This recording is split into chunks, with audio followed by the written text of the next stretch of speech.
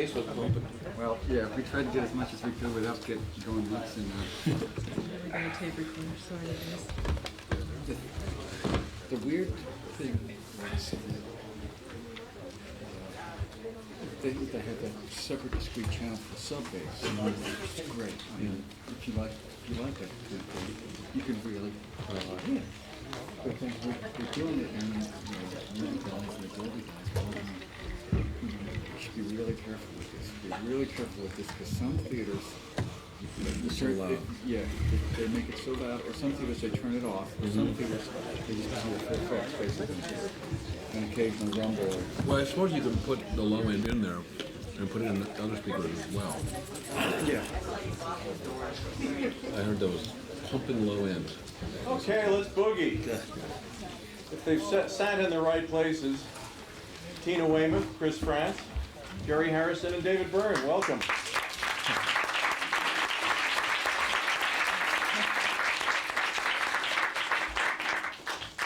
They're here to take your questions, but I want to start out by saying how especially happy I am to see you all back after 15 years and to share with you all the fact that I've seen this film, I'd seen it twice before.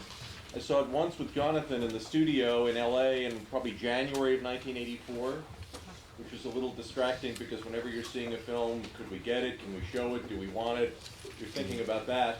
And then, of course, we invited it, we showed it, we had that wonderful world premiere screening at the Castro. But my experience of it was overshadowed by the fact that a wonderful man named Mel Novikov, who owned the Castro and was beloved by everyone, had just spent 7 years restoring the theater organ.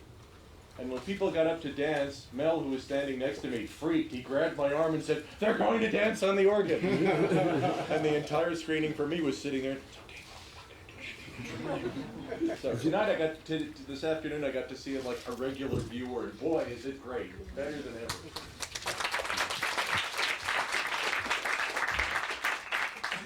I wonder if you could all say a little something about how the collaboration on this film worked, because if I'm not mistaken, it was the first time any of you had been in a film. Is that correct? Yes. That is Yeah, well, First time. Last time, too. There were 2 stories after that. Oh yeah, that's right. That's right. But that was in our alter egos as Prince and Apollonia. any memories of that you can share with us all, Tina? I thought Jonathan was great. I thought Jordan Cronenweth was fantastic. I'm very glad that his son is involved again. Lisa Day was an amazing editor. I was amazed it came out so great. I remember that Gary Getzman that was very helpful too. With somehow he sort of, I don't know, somehow he got the band to relax a little bit, you know, gave us some tips on don't make funny faces, you know, things like that. I think the thing I remember is that there was just this intensity of work. So often when you do a project that takes a long time, if it takes too long, there's a place where everyone's energy just falls off. And then you have to sort of rebuild your energy and excitement about the project. And somehow, this was able to be accomplished. I think we began in December or something like that. And we're done by March. And there was a sense that nobody's energy ever flagged. It just went all the way to the end and it was done. And it was really exciting because I think that's very rare in a movie because movies usually last so much longer that there's this period of a kind of like you feel like you're in a grind, and I don't think we ever felt like we were in a grind. I remember that, like a lot of Jonathan's movies. I don't know if I'm talking to you or like a lot of Jonathan's movies. They're really character driven. They're not so much about action or special effects or anything like that. They're about the people in the movie, and that's what happened here too. I was kind of surprised. He kind of revealed things, relationships, interreactions that were happening on stage that we probably all weren't aware of because we're kind of doing in our own little world, doing whatever we're doing, playing our instrument. He also I think was wisely kept it simple. He knew that that's, in a way, that's what would allow that to come through. I think there was a period where I was throwing out all kinds of ideas like, oh, let's shoot this song in the studio and have it look completely different, and let's do this and that. And I think he wisely said, realized that what was more important was despite all the staging and all the other stuff, what was important was the kind of character development, if you can, and kind of plot line, if you want to call it that, that existed in this show. I think he also had the courage to not have interviews. I think one of the big things that we had decided was that it was going to be just music. Right. And having seen so many music movies where I was disappointed when they cut away mid-song to a bunch of people talking, and it was always in those films people were like, well, it can't sustain people's interest to have just the music. And I think that we all believe that it could, and Jonathan agreed with us. And so I think it's what has set it apart from almost every other music movie is that there isn't like the backstage or there isn't any other development. It's just what it is. Even the bare minimum of what other rock concert films like Last Waltz or Woodstock had, apart from the interviews, is no audience cutaways. Mm-hmm. And that's really nice to have everything just focused on the people playing the music. Well, it makes it feel like it is more of a concert. Exactly. You know? Exactly. Oh yes, that's one of the things about the new cut, is that it's different from many other film like this, is that they put the audience applause in the side speakers so that you have a sense of really being in the audience as you're viewing it. And that's a new thing I think that they've done to this one. There haven't been many rock concert films since this film. Do you think it killed the genre, or was it that nobody could top it? Or? Yeah, everyone was afraid. Oh, I think Sting made one. It was a Somebody told U2 one, right? Yes, YouTube made Loud Love Hum. but It's hard for bands to have enough money to even make a film now. They have to spend it all on videos. You know? And I think this film cost us what it costs to make a video now. maybe less. Yeah. Yes, I've If heard it's some a video Hype ones Williams now. video with car crashes.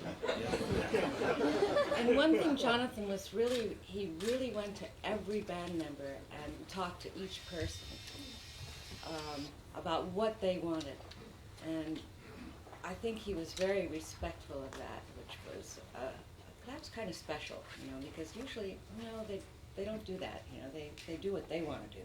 So if we said, look, we're not crazy about, the split screen images and flashing images, and we'd like people to be able to linger and really be able to observe and watch what various people are doing. And when it's time for Bernie Worrell to do a solo, we'd like the camera to be on Bernie Worrell, not on some dancer doing some acrobatics over here. And we found that very sensible and sweet and nice. He always had one camera that was just straight on, because the stage was, well, it is a proscenium stage at Pantages, and the whole setup, the format was very flat and straight on, so you always had that kind of like a painting, and it was always designed to look very much like a Robert Wilson kind of design. So it had that kind of two-dimensionality, but then at the same time he had the 4 moving cameras and the cranes that could be observing things without even distressing the musicians. A lot of the times we weren't really aware when we were on film, so that was pretty neat. Sensible, sweet, and nice are still pretty accurate descriptions of Jonathan Demme. Yeah, and it comes out as being, real. Folks, I'm here to moderate, not to talk, so, yeah. How much of that show was designed for the film, and how much of it was the show that you were doing at the time anyway? It was the show we were doing. The show. Yeah, Jonathan came to a number of performances prior to the shooting, so he was pretty well acquainted with how the show went, and but I think it was exactly the same as much as possible. It was exactly the same every night, wasn't it? Yeah, of course, our live show had a few more songs in it. It took, I think, a little bit longer for everything to get placed on stage. And once everything got on, there's a point in the film where I go up to the mic and go, does anybody have any questions? That was a cheat. What I'm actually saying is we're going to take a short intermission. And we did take, we would take a short intermission and dry off while I guess so all the plugs and connections that had been put together were checked, and then we'd come out and do the second half. So we were kind of our own opening act. Tina, you said it was a new cut, or is it just a remix audio, or what's been changed in the film that hasn't been? Remix audio. Yeah, Remix audio? I think they, upgraded and all that business. what did Jordan Cronenwest's son do? He, Retimed the picture.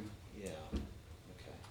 We need some technicians up here to tell us what they did. How do you guys react to it 15 years later? How do you feel it stands up? Well, I just got a DVD player, so I'm very happy. It's wonderful to see what we did and to be able to show it to some younger people also. You know, like our kids, for example. David, same question? I think there's some things that dated a little bit, but overall it holds up pretty well. There's not a whole lot of stuff and you go, oh, that's so 80s or whatever. Oh, what a trip down memory lane. But now you look at it also, you realize what a kind of, what a funk show it was. That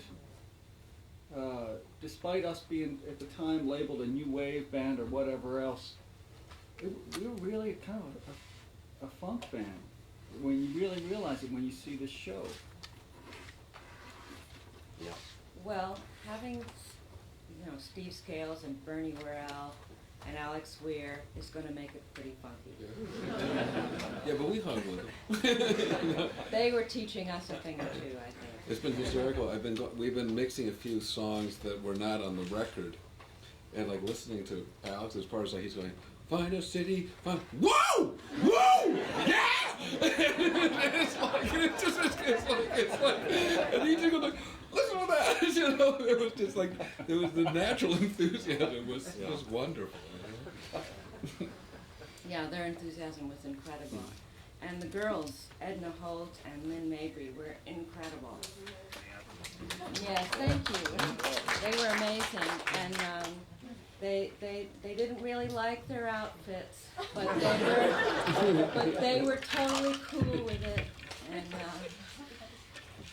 I don't even know who picked those outfits for them, but they somehow made those things look sexy. And Oh, they look great. yeah, I did too. And that's maybe why it wasn't dated too, was maybe because we were wearing those things that looked like, I don't know. Your My stockings are pretty bad. As soon as I saw, I only wore them one night. If you're going to talk about outfits, I can't resist the big suit, David. Did you see it? How did it work? How did you get into it? How much engineering is involved in getting you into that big suit? There was a fair amount of engineering because it's kind of flat. The idea is to have it be two-dimensional, so that it's wide. But if I turned sideways, I would just be more or less the thickness of a normal person. So there was this kind of girdle contraption that I put on that would extend to the side. We're not in the 80s now.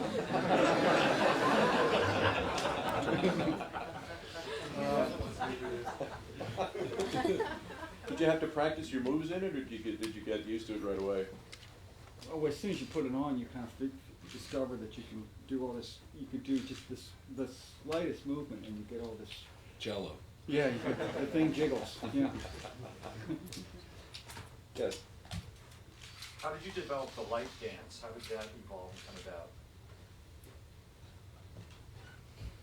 I forgot.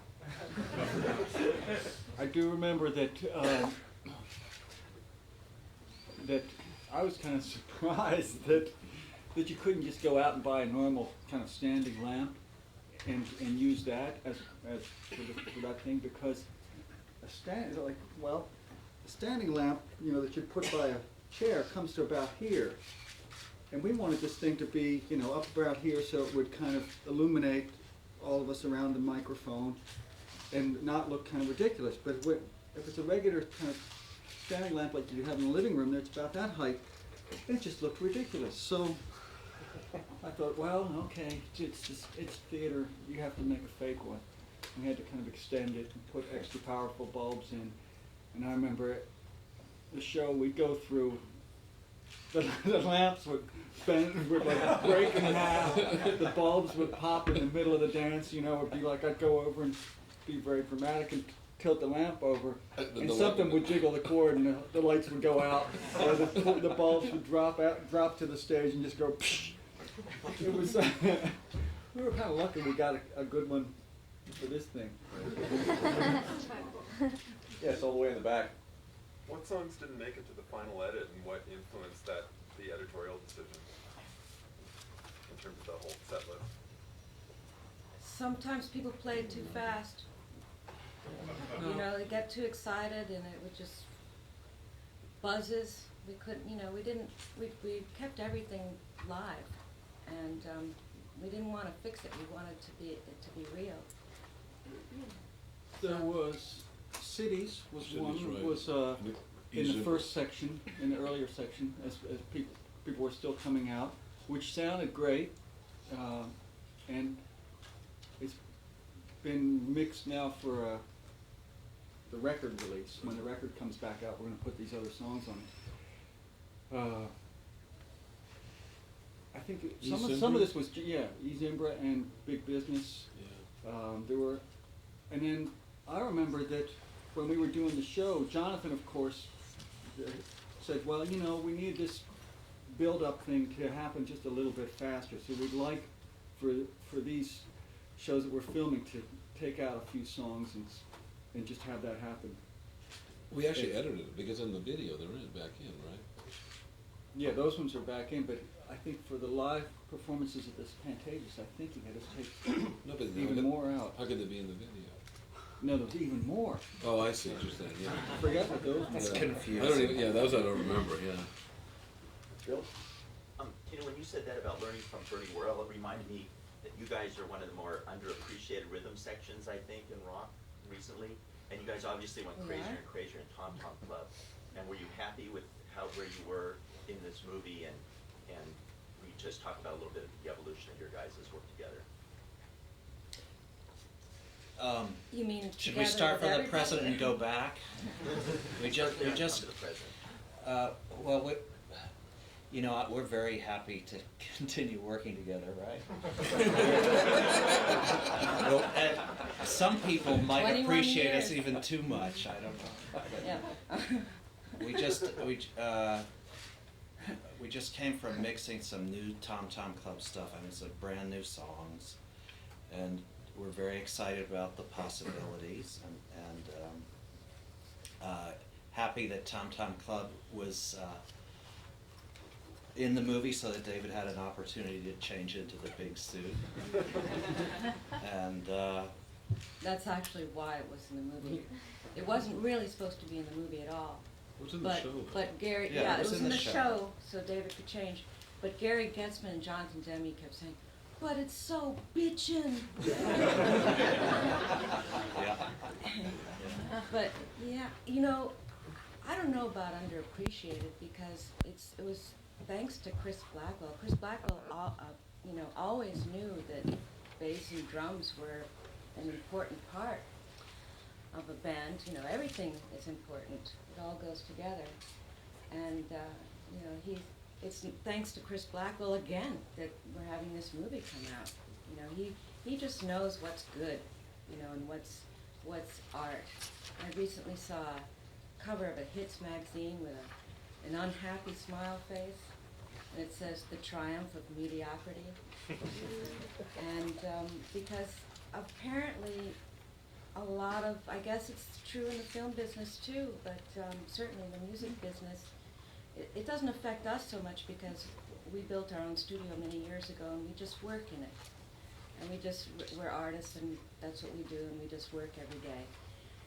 But it affects a lot of young artists today that they can't get a deal. If they get a deal, they get dropped immediately. It's very hard for them to break. If you look at the tours that are coming out this summer, it's all the same people as when we were trying to break, when we were young, 20 years ago. It's still, you know, Paul Simon and Elton John and the Eagles and the Rolling Stones.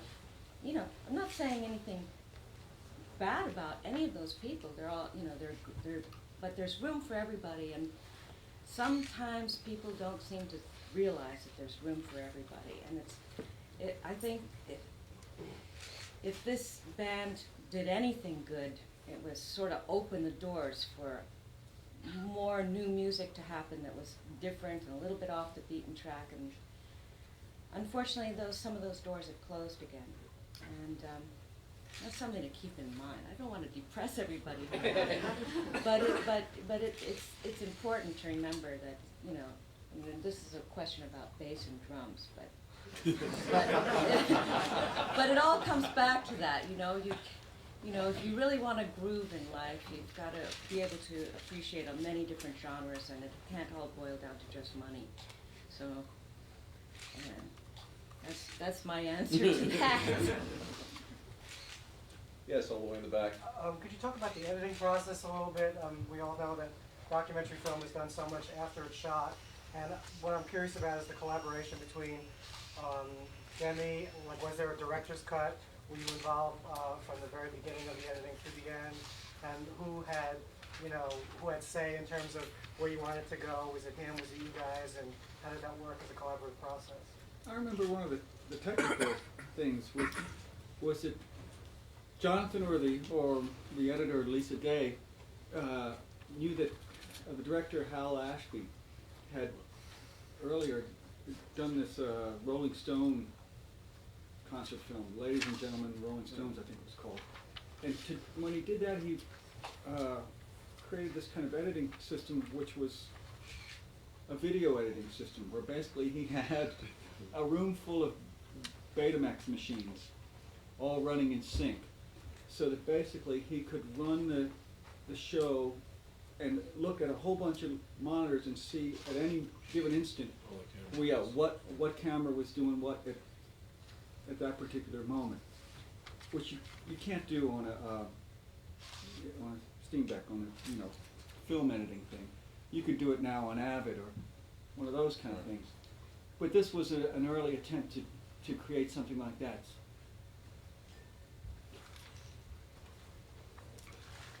It was Jonathan and Lisa did the editing. Yeah, they did it all. But I guess you had left LA, but like I know that I was there. I came in. Chris and I came and in. we would all come in and kind of periodically. Our thing was to keep saying, but don't you think you should get over there and find some footage of Steve Scales, because he's doing something right then, and shouldn't you be aware, because they're not musicians, shouldn't you be aware that Jerry's doing something on guitar right now, and he's playing a solo on his he's playing a solo on his keyboard, and it shouldn't, you shouldn't be over here on somebody who's just playing some rhythm over here.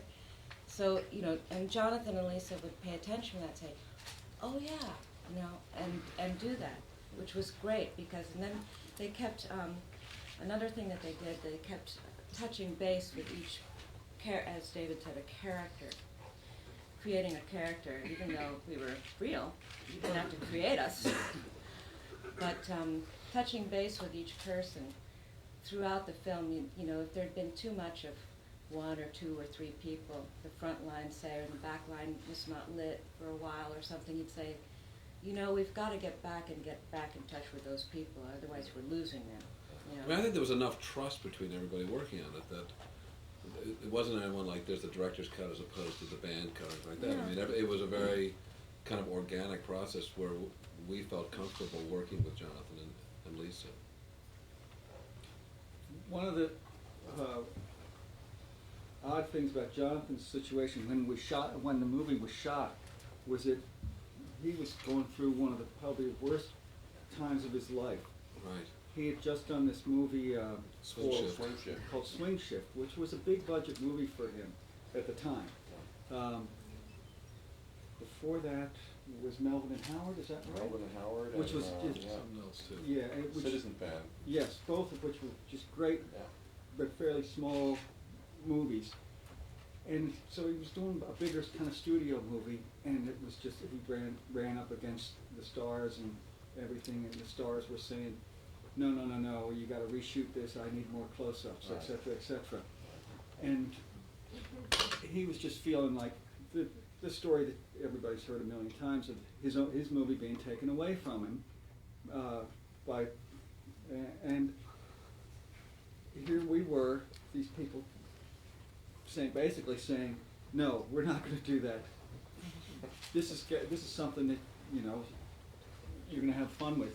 So he would during the day, he'd be going through this torturous period of fighting the studio and the stars, and then he'd go over the hill from Burbank to the Pantages, and then he'd have a great time at night. It was kind of wonderful to see. But he never complained. I mean, he No. was not a whiner. Nope. Was there any pressure from any of the people behind the project because of what he had been going through? I don't think we were happy that he was like having a moonlight in our mind. I think that we were a little bit. We felt like we really need your attention. We only got 3 days, or something like that. But And if I'm not mistaken, he received some criticism at the time about just getting involved in this type of a project as opposed to doing it. He thought it was perfect for filming. That it was just, the way that it started with David comes out with a guitar and a boombox, and the show builds. So it kind of had a narrative quality to it, just kind of built in, and then he just took it from there. He just said, well, this is very filmic. So, and the lighting was beautiful, so it was fun. And he liked the players. He liked all the people in the group, and I think he liked hanging out with rock band.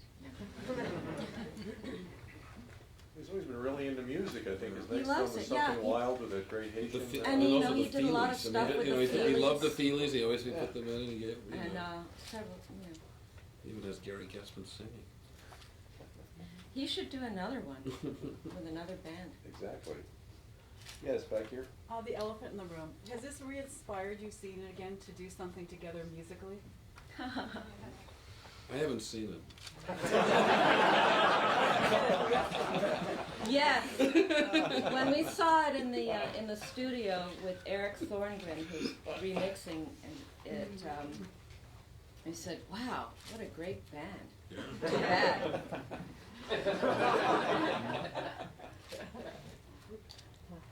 All the way in the back again. Yeah. One thing that struck me seeing this for the first time in 15 years was how athletic your shows were. Did you ever get sports injuries off of those? I did get some really bad tendonitis, and it used to freak me out because I would have to just grip onto the drumstick and I couldn't feel it, and it would happen. It would usually happen like about 3/4 of the way through the show when everybody was really starting to get active and fast. And they said just rest it, so now I've been able to rest it for quite some time.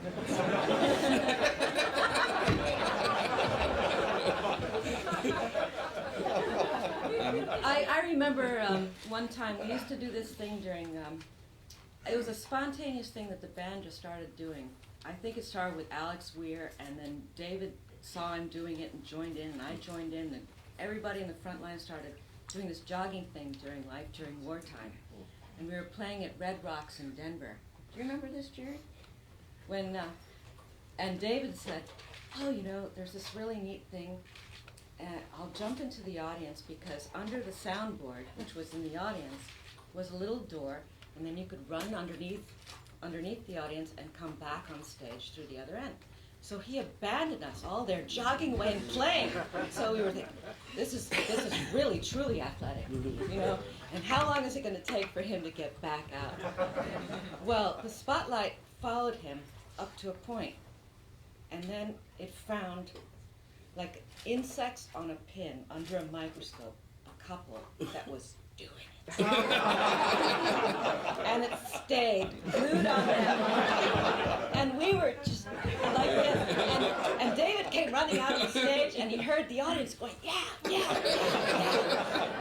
yeah." And of course, he had no idea that this couple was doing it. So, he was a little disappointed. pleased with the lighting man that night. Where was the spot? You know. There was also one time when David came on, that he would go around the stage, and then on our last night, this was not in the movie, but the normal tour, the entire road crew came chasing around after him. Yeah. Yes. I noticed that in the film, I can't recall ever seeing one camera, and I'm assuming he had multiple cameras shooting it. So how inconspicuous were they when you were actually on the stage? Well, we worked hard. We shot it over a few nights, so that sort of one side of the stage, one angle would be done one night, and another angle another night. More really to make sure that that the audience didn't feel so interrupted by the presence of the cameras, because we wanted to. I mean, obviously they were aware of what we were doing, but we wanted to make sure that it really felt like a show to them. Were any of you guys at the premiere? Because we've been hearing stories about people dancing gals and stuff. What was your reaction to that night, seeing the film of you guys playing, A, and then A, seeing the audience react, B, was it weird watching yourselves play a whole show on film? Yeah, it was. Well, we had seen it a few times before. We'd seen the cuts before. We didn't. Tina and I weren't actually at the Castro premiere, unfortunately. I don't remember what was going on, but I think David and Jerry were at. I don't know if I was. I think you were. I think you guys were. I was just too spaced. I remember in general, That whole audience period, I can't remember. would get up and dance. Yeah, the thing about that movie was that it inspired the audience. And I think a lot of it had to do with the sound quality as well. It inspired the it's audience great to sound. treat it as if it were a real live performance and, kind of party down. Right, I wish I'd smoked a joint before the show today. Well, You mean They're showing it again tomorrow.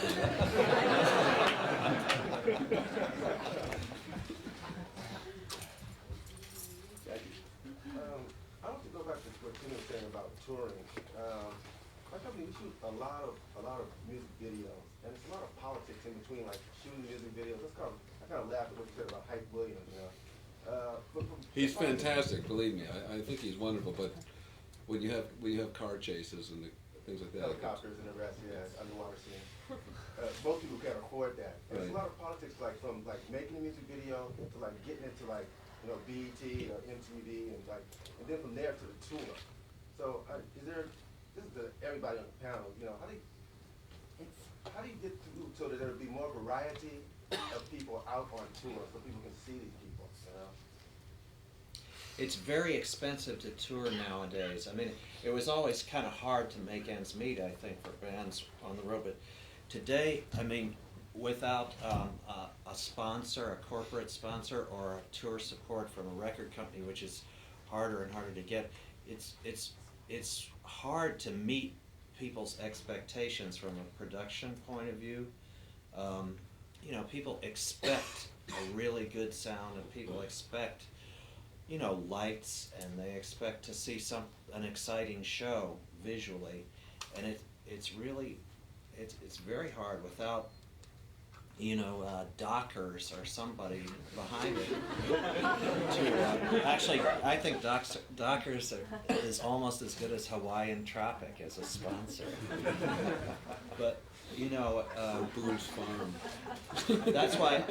I mean, we have a lot of friends who have very good, interesting bands, but it's hard for them to kind of get out of their neighborhood and tour the state. Never mind the entire country.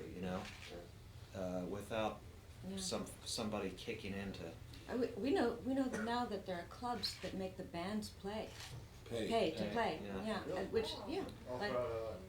It's all over the place, and what you have to do is you have to guarantee that a certain number of people will be there. You can resell the tickets, but it's terrible for bands today.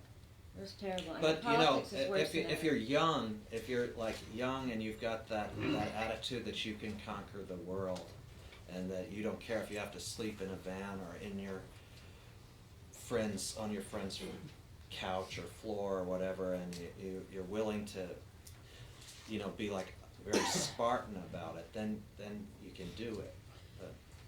There should be a return to what rock and roll was about initially, which was not to buy in. You know, I can understand, of course, you know, if you need commercial sponsors, that's understandable, but right now we have colas and jeans, you know, telling you what, you know, how to think, you know, on MTV and whatnot.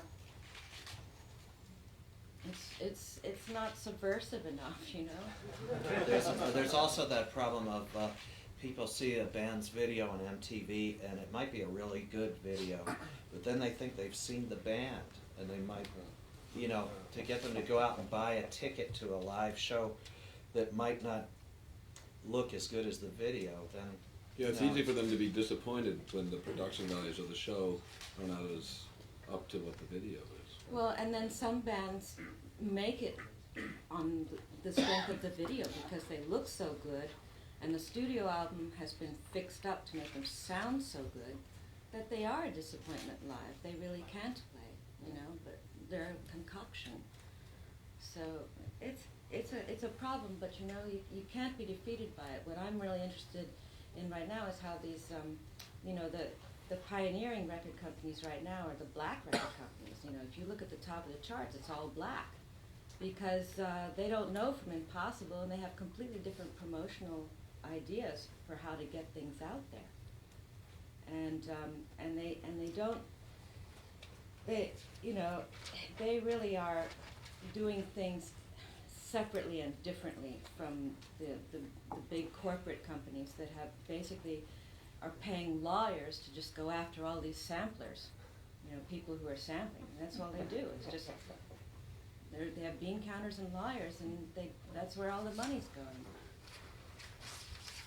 In the back of the aisle.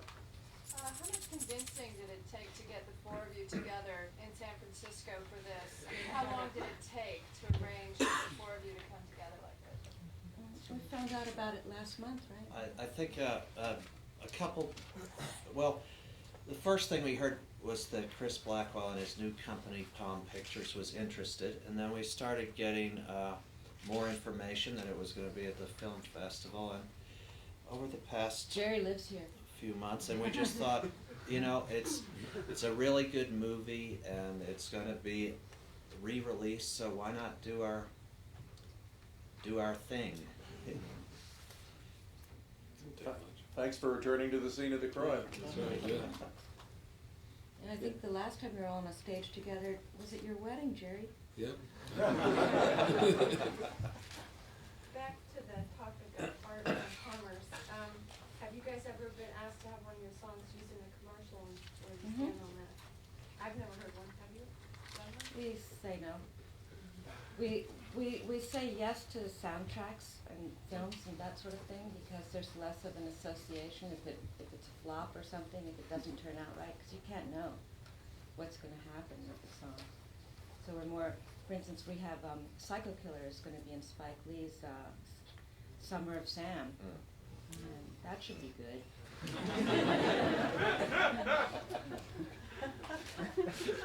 Although now it's almost it's not a mark of shame to have your song in a commercial the way. Apparently not. Yeah. In fact, many people, it's almost the reverse. It's a Yeah. mark of pride.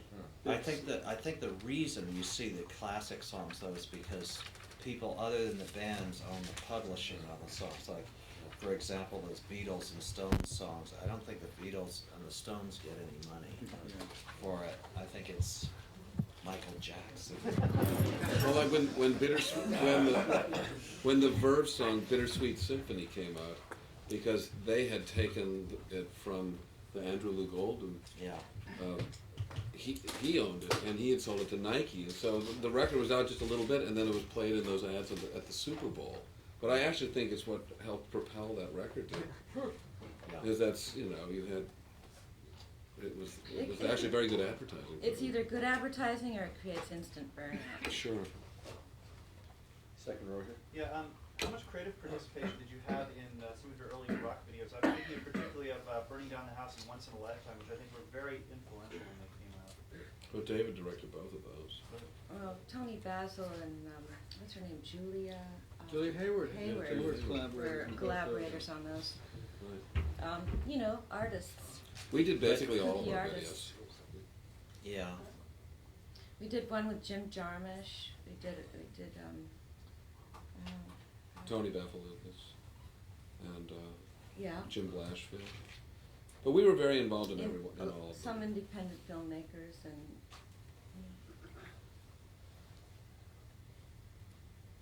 The back on the aisle here.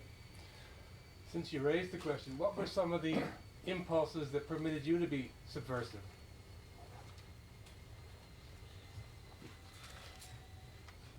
in what kind of impulses? Well, what was it work? Were we subversive? Well, we were, sure.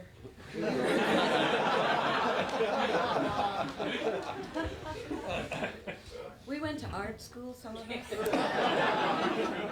and they kind of told us that, you know, that the important thing is to be happy and happy with yourself and what you're doing, and to keep it personal.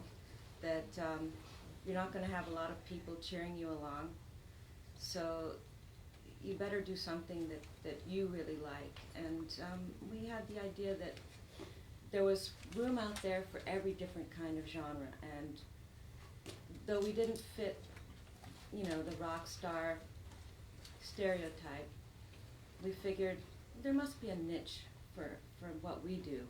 And we didn't know exactly what it was that we did, but it was definitely an act of defiance to stand up there and do it. You know, especially in the early days, we had to go through a lot of flack. People were very critical, and but then on the other hand, friends were so supportive and excited. It was elating for us, and that kind of defiance made us even, you know, kind of stand up there and take it and make us say, okay, we'll show you.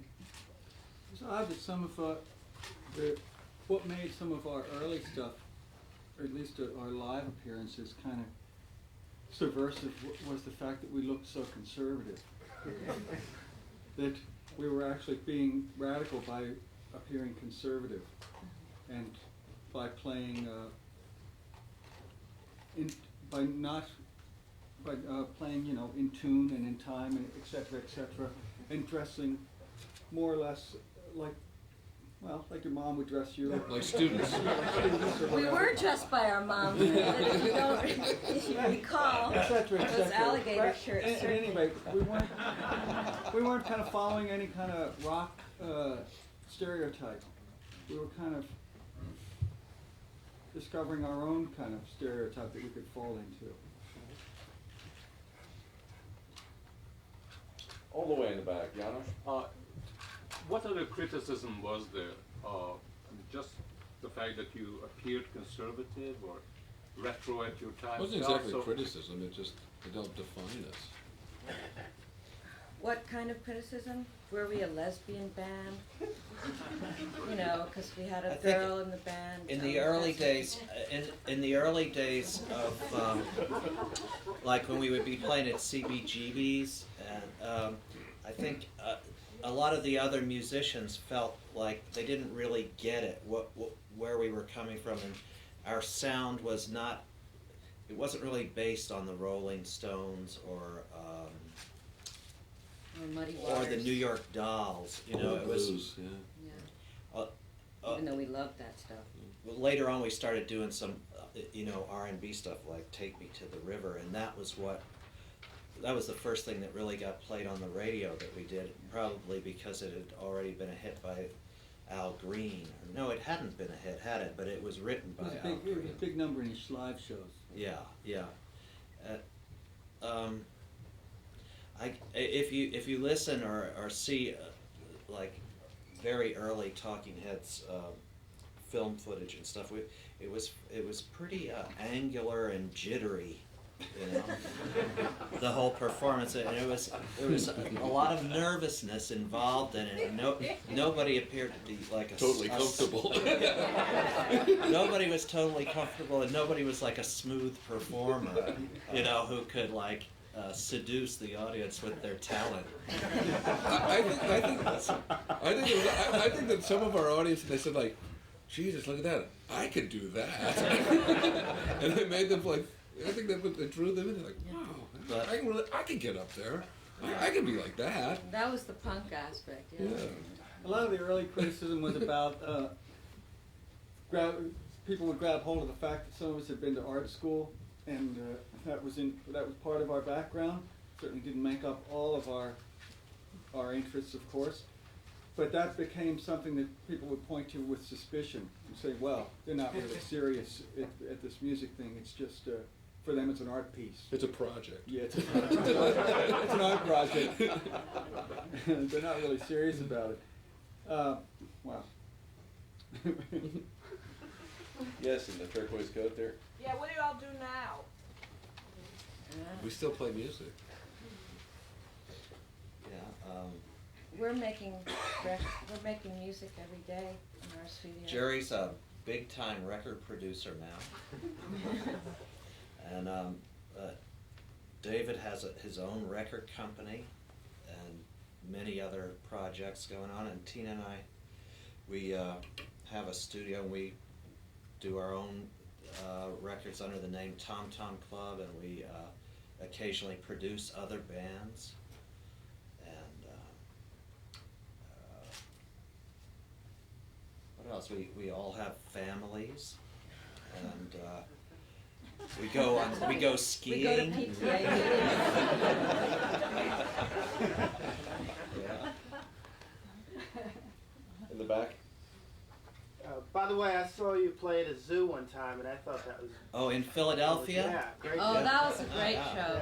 With the lightning behind us. Yeah, it was great. Yeah, it was I great. thought that was kind of like a performance piece. They tried to cancel that show because of the weather. But Right, it rained. But there was a thunderstorm, but we played anyway. We had to stop early because it was the animals' bedtime. It's true. I was wondering what films you've seen recently that have been inspirational, or what filmmakers you've... I saw in the last week one called The Sticky Fingers of Time, which was a very low budget, I guess you'd say science fiction movie that I thought was just great. It was like no budget, but they managed to do this whole time travel thing. I think I saw Pi, which has been out for quite some time, the same week. And then I went and saw The Matrix, too. I have nothing against a roller coaster ride of a movie. I feel like it's okay to like both kinds of movies. I haven't been to a movie for a while. It's one of the great downsides of producing records is that musicians like to work at night, and I'm always working at night. I'm always working during the period when you would. So I really see films like. Don't you rent videos? Yeah, I do, but I don't. I just like. I mean, then it's kind of like, well, last year's movie. I'm saying. It's a huge drag, right? Actually, since we stopped touring, we get to see many more movies than we used to. You should come to the film festival. Yeah. Here in the front row. I'm curious, do you feel that the talking heads still maintain an influence, whether musically or visually, in what's going on in the current scene? Yeah, history will tell. I think that some of the bands that are pretty influential right now were like REM and U2 were definitely influenced by us. So in a certain way, through them, we do. What about bands even younger than that? Maybe after they see this movie. On the far aisle. Considering what a band has to go through now, as far as like having their identity determined by a massive press before they ever come out, and also you have to work within a record company or big record company now, they tell you to do things that may not allow you to sort of express yourself. Do you think because of the time you came out that you were allowed to sort of establish your own identity and have who you were determined by people coming to your concert and saying, well, this is a band doing this? And also, are we allowed to like sort of cross-pollinate between like different types of art and different other bands working together so you weren't so segregated by a record company? Yeah. Yeah, that's true. The record companies really didn't tell us what to do after the first record because they knew it was just hopeless.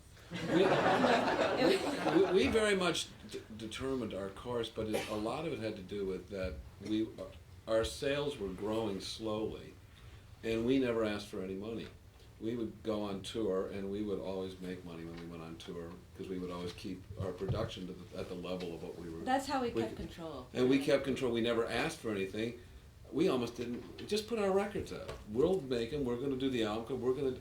We did all our own promotions. We did everything. And so we defined our relationship with the record companies, but largely because we weren't attempting to have a huge hit.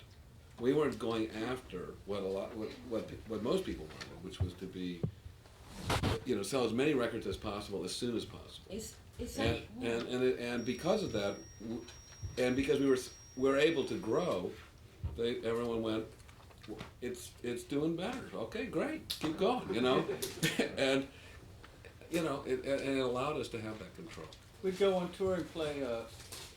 There wasn't a circuit of clubs that would play new bands who were playing their own material. There was a circuit of clubs that would play bands who were getting record company support, who were getting played on the radio, or that already had a following. But a band who just wanted to, who maybe it was just a rumor about them. So we were playing like Beefsteak Charlie's and pizza parlors in different towns, and sometimes that's because there was no place else that would take us, and when we play, and well, we got whatever. We had a remarkable manager. A lot of people. That's a lot of the reason why it happened too. A lot of people probably don't realize that we put up the money for Stop Making Sense too. The band did. Isn't that correct? Yeah. Our manager Gary Kurfürst, really, he'd already been a promoter, so he already knew all the ins and outs. In fact, Chris is from Pittsburgh, and the promoters there would never put Talking Heads up. So he would promote the show himself.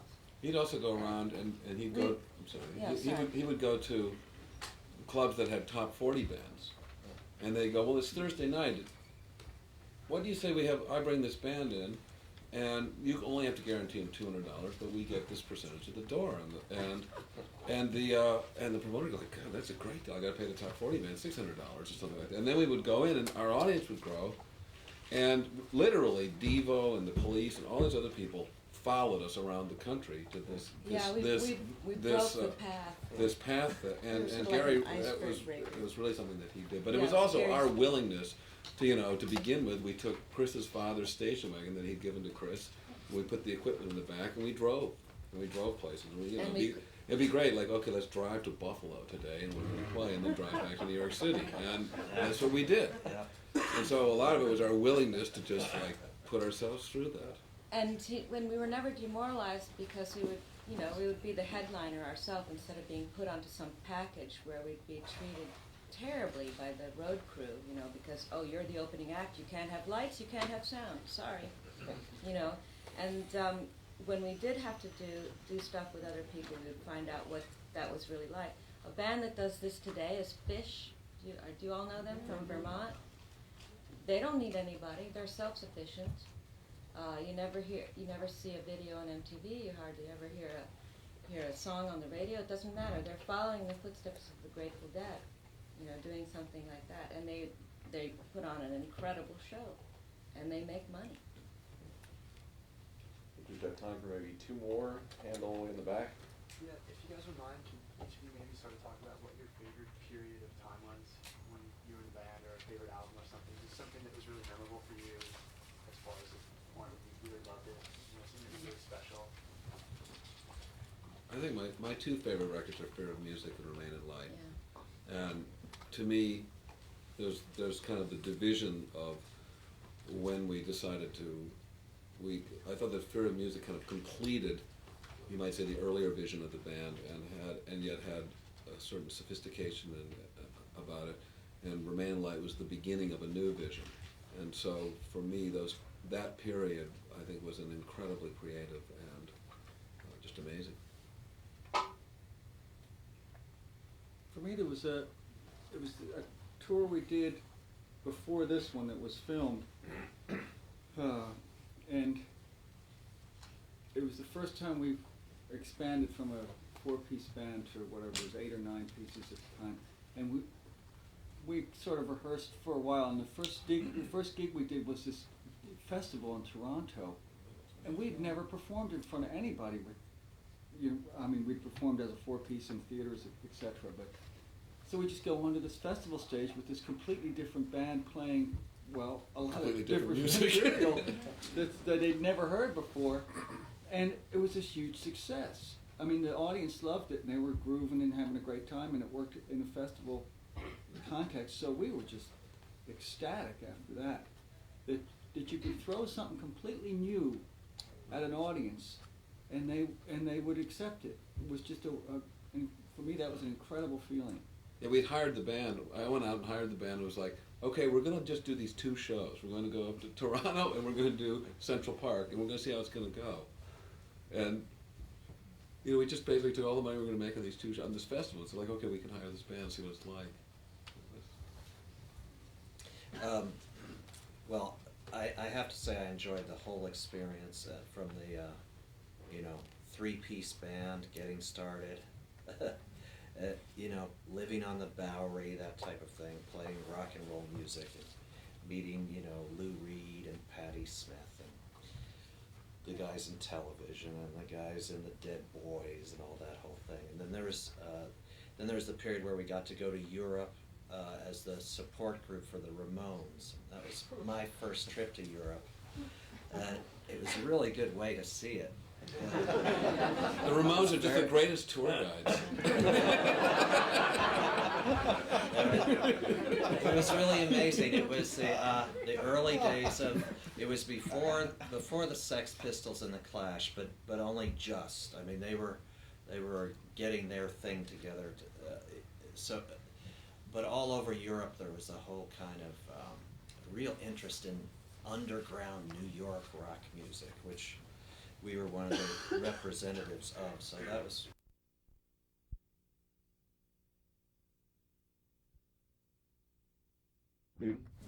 Rather good-sized concert halls in Europe before we could even get a gig in New Jersey. Really. And then so then there was the whole traveling all across America. Right, that was wonderful. And as David pointed out, with the big band, things sort of jumped up quite a few notches in terms of the whole excitement level all around us. Well, I just have to say I enjoyed the whole thing.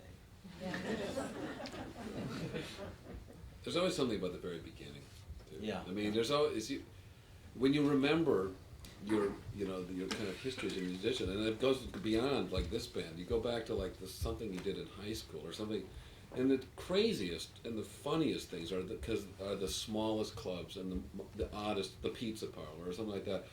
And the most boring are the civic centers, and the more generic it gets. As the more successful you get, it's almost like you are tortured by being put in these generic auditoriums that are, another place like this, we're like 30 miles out of town or 7.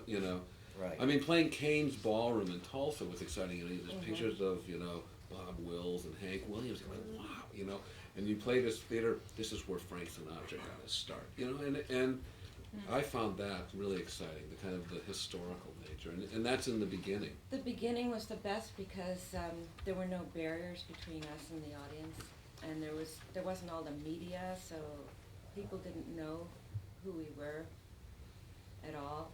So that was very pleasant. People didn't presume to know anything about us. They just meet us and say, "Hey, you want to go take a hot tub?"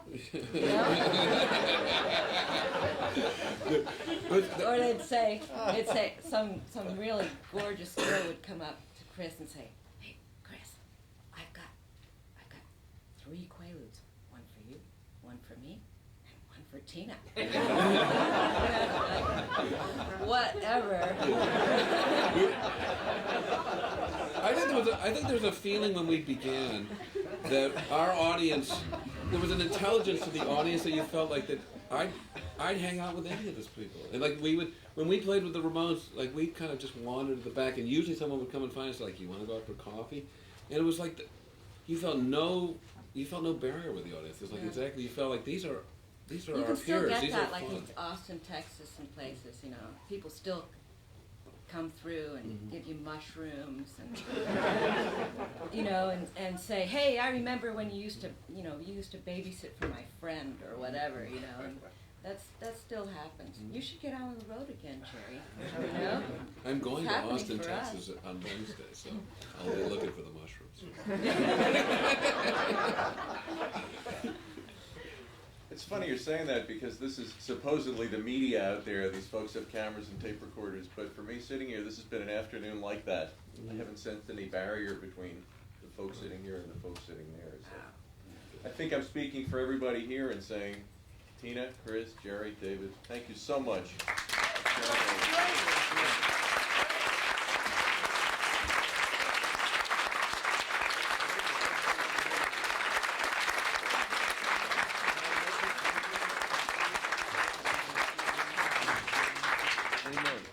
Sure.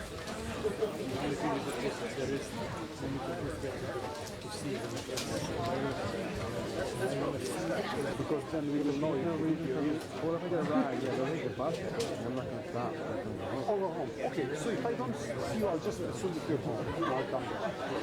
I'll see you then as soon as I can. You don't see me. It's not available. I'm just sitting and pressing down and eating something. Exactly.